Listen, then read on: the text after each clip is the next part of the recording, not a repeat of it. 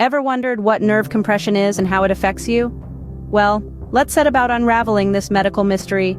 Picture your body as an intricate network of highways.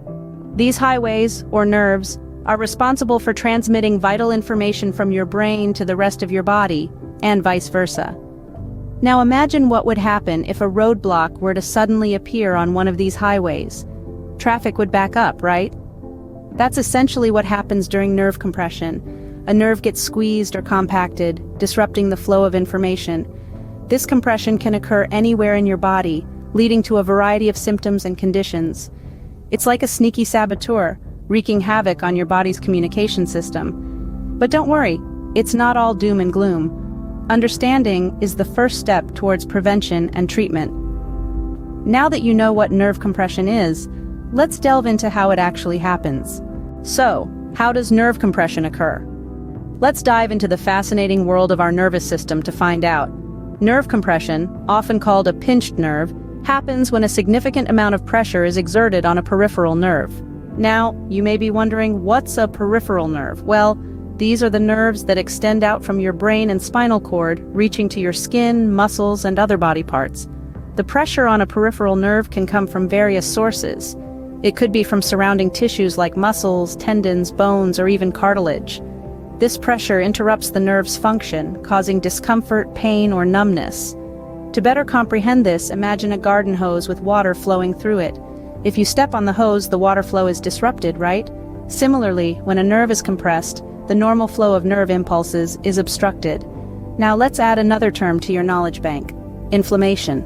Inflammation is your body's response to injury or disease, resulting in increased blood flow to the affected area.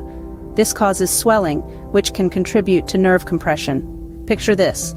You have a narrow tunnel, and you're trying to push a large balloon through it.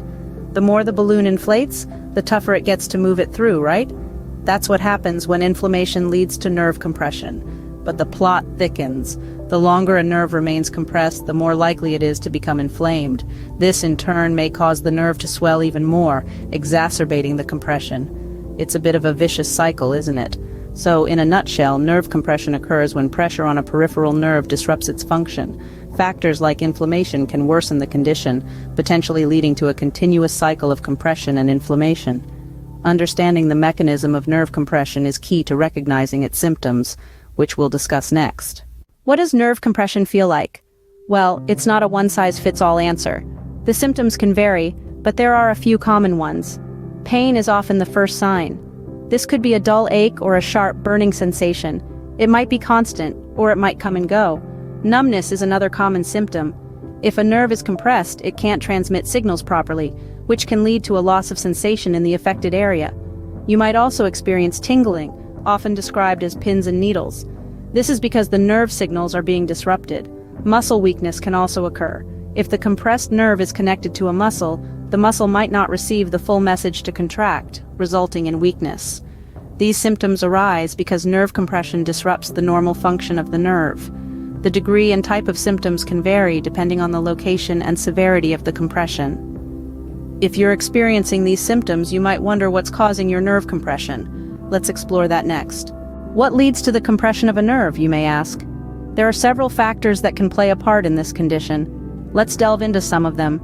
Injury is one major cause. A sudden blow, a fall, or any form of physical trauma can lead to nerve compression. This happens when the injury causes inflammation or swelling in the area, which then puts pressure on the nerve. In some cases, the nerve might also be directly damaged by the trauma. Next, we have repetitive movements. Activities that involve doing the same motion over and over again, like typing or swinging a tennis racket, can cause the tissues around the nerve to become inflamed. This inflammation can compress the nerve, leading to symptoms such as pain, numbness, or weakness. Obesity is another factor. Extra body weight can put additional pressure on the nerves, especially in the lower back and legs. This is why maintaining a healthy weight is crucial in preventing nerve compression. Certain diseases and health conditions can also lead to nerve compression. For example, diabetes can cause nerve damage, while arthritis can cause inflammation in the joints that can compress nearby nerves. To sum up, nerve compression can be caused by a variety of factors, from injuries and repetitive movements to obesity and certain diseases. Understanding these causes is the first step towards preventing this condition. knowing the causes of nerve compression leads us to the question, how can we prevent it? Is there a way to prevent nerve compression, you might ask? Well, the answer is a resounding yes. While nerve compression can occur due to various factors, there are notable steps you can take to minimize the risk. Firstly, maintaining a healthy lifestyle is paramount. Regular exercise, particularly strength training and flexibility exercises, can help keep your muscles strong and your joints flexible. This reduces the chance of pressure building up on your nerves. Nutrition also plays a pivotal role. A balanced diet rich in vitamins, particularly B vitamins, can promote nerve health. Similarly, staying hydrated can help maintain the body's fluid balance, preventing swelling that might compress nerves. Avoiding repetitive movements is another crucial step. Tasks that require persistent bending, lifting, or twisting can strain your nerves over time. If your job or hobby involves such actions, remember to take frequent breaks and change your posture regularly. Lastly, don't ignore persistent pain or discomfort. If you're experiencing symptoms like numbness, tingling, or weakness, seek medical advice promptly. Early detection can prevent further nerve damage and facilitate a quicker recovery.